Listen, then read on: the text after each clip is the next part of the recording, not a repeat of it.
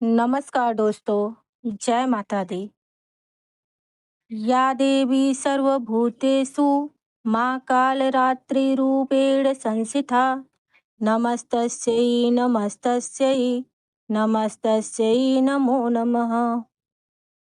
माँ दुर्गा की यह सातवीं शक्ति कालरात्रि के नाम से जानी जाती है, अर्थात जिनके शरीर का रंग घने अंधकार की तरह एकदम काला है। नाम से ही जाहिर है कि इनका रूप भयानक है। सिर के बाल बिखरे हुए हैं और गले में विद्युत की तरह चमकने वाली माला है। अंधकारमय स्थितियों का विनाश करने वाली शक्ति है कालरात्रि। काल से भी रक्षा करने वाली यह शक्ति है। इस देवी के 3 नेत्र हैं। ये तीनों ही नेत्र ब्रह्मांड के समान गोल हैं। इनकी सांसों से अग्नि निकलती रहती है। ये गदर्भ की सवारी करती हैं। ऊपर उठे हुए दाहिने हाथ की वर मुद्रा भक्तों को वर देती है। दाहिनी ही तरफ के नीचे वाली हाथ अभय मुद्रा में है, यानी भक्तों हमेशा निडर और निर्भय रहो। बाई तरफ के ऊपर वाले हाथ में लोहे का कांटा तथा नीचे वाले हाथ में खड्ग है।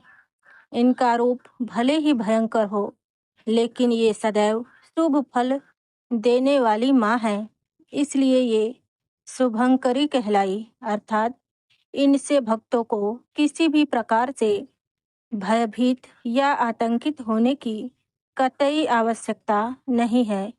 इनके दर्शन मात्र से ही भक्त पुण्य का भागी बनता है। माँ कालरात्रि की उपासना करने से ब्रह्मांड की सारी सिद्धियों के दरवाजे खुलने लगते हैं और तमाम आसुरी शक्तियाँ इनके नाम के उच्चारण से ही भयभीत होकर दूर भागने लगती हैं।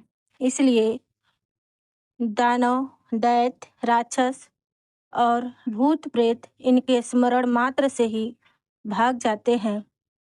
ये ग्रह बाधाओं को भी दूर करती है और अग्नि, जल, जंतु, शत्रु और रात्रि के भय दूर हो जाते हैं।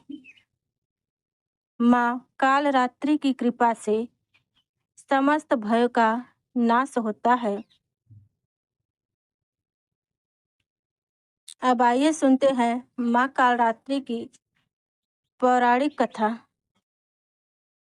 रक्त बीज ने अपने कठोर तप से शिव जी को प्रसन्न कर उनसे वरदान प्राप्त किया था कि जहाँ जहाँ उसके रक्त की बूंदें गिरेंगी, उससे उसी की तरह एक नया रक्त बीज पैदा हो जाएगा।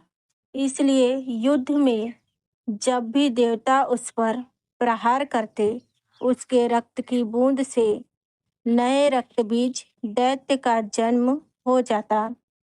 इसलिए सभी देवी देवता मिलकर भी उसका अंत नहीं कर सके और धीरे धीरे रक्त बीज का दुराचार बढ़ने लगा। महर्षि कश्यप और दिति के गर्भ से रक्त बीज उत्पन्न हुआ था। कहा जाता है कि पूर्व जन्म में रक्त बीज असुर सम्राट रंभ था। एक बार सम्राट रंभ तपस्या में लीन था, तभी इंद्र ने उसे छल पूर्वक मार दिया। इस तरह से रक्त बीज के रूप में ही सम्राट रंभ का पुनर्जन्म हुआ। उसने फिर से घोर तपस्या की और वरदान प्राप्त किया। उसके शरीर की एक बूंद भी धरती पर गिरे तो उससे नया रक्त बीज उत्पन्न हो जाए। रक्त का अर्थ लाल या खून से है और बीज का अर्थ जीव से। इस तरह से रक्त बीज का अर्थ है खून से उत्पन्न होने वाला एक नया जीव। धार्मिक मान्यता के अनुसार आज से लाखों वर्ष पूर्व रक्त बीज नाम का दैत्य था, जो कि बहुत शक्तिशाली था। रक्त बीज के संहार के लिए माँ दुर्गा का अवतरण हुआ। माँ दुर्गा और रक्त बीज के युद्ध हुआ। माँ दुर्गा जैसे ही उसके अंगों को काटने लगी तो उसके रक्त से नए दैत्य रक्त बीज का जन्म होने लगा। इस तरह से रक्त बीज दैत्य की सेना खड़ी हो गई। आखिर माँ ने देवी चंडिका को आदेश दिया कि जब वह रक्त बीज पर प्रहार करे तो वह उसका रक्त पी जाए। इससे नया रक्त बीज उत्पन्न नहीं होगा। इसके बाद माँ पार्वती ने भद्रकाली का रूप धारण किया। माँ पार्वती के इस रूप को संहार का प्रतीक माना जाता है। इस रूप में माँ की बड़ी बड़ी आंखें, शरीर का रंग काला, लंबी जीभ, आंखों में तेज, गले में मुंडमाला और दैत्यों के कटे हाथ थे। माँ काली के इस रूप को सनातन धर्म में अन्य सभी देवी देवताओं में विकराल माना जाता है। जहाँ जहाँ रक्त बीज का रक्त गिरता, माँ उसे पी जाती।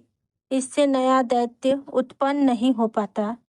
कहा जाता है इस अवतार में माँ का रूप बहुत विकराल हो गया था और उन्होंने कई राक्षसों को निगल भी लिया था। इस तरह से माँ दुर्गा ने रक्त बीज का संहार किया। बोलो जय माता दी।